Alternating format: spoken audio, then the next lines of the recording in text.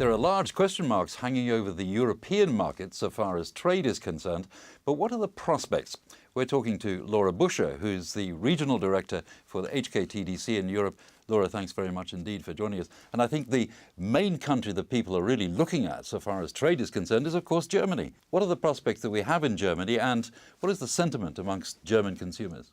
The consumer sentiment in Germany is still very stable.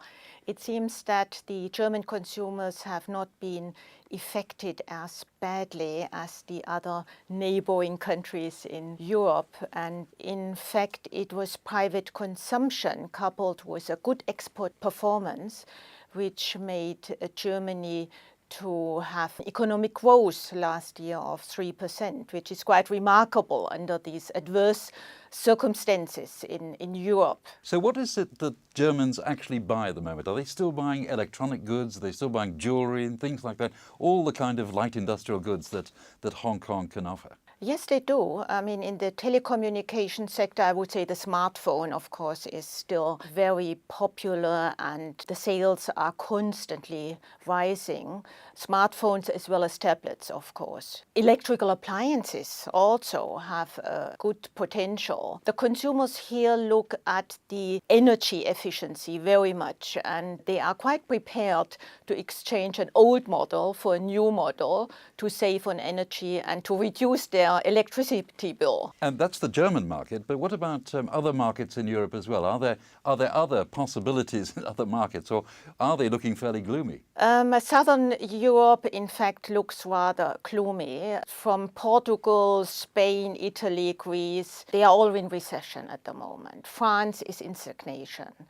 The bright spot at the moment is really Poland in Central Eastern Europe. Poland economic growth was 4.3% last year, which is the highest among the EU countries, and is still on, the prospects are fairly good. But really, when we're looking at Europe, the focus has got to be on Germany. And I understand that from your own office, I think you sent us a report that said that many Chinese companies are now looking at German companies as possible takeover bids, as certainly companies to invest in. Is that the way that you're hearing it at the moment? Definitely, yes. I mean, Germany is the largest economy in Europe, and it's also the largest trading partner for Hong Kong and for China among the EU.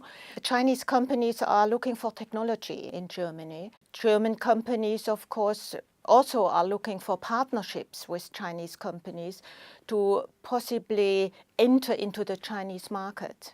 And indeed, we've seen a lot of German companies coming this way as well, over 2011 and the beginnings of 2012. Yes, this is exactly the message we want to bring across, to use Hong Kong as a business platform for German companies to enter into the Chinese market. So I suppose what one has to look forward to if you're a supplier of goods from Hong Kong is those sort of party moments, if you like, things like the European Football Championships, the Jubilee in the United Kingdom, the Olympic Games, and maybe end-of-year festivities at Christmas and so forth. Such large events, of course, make retailers to introduce special offers. For example, flat TV screens come to mind immediately. But of course, flat TV screens are not really innovative products anymore. Smartphones and tablets, as I mentioned before, they have very good potential.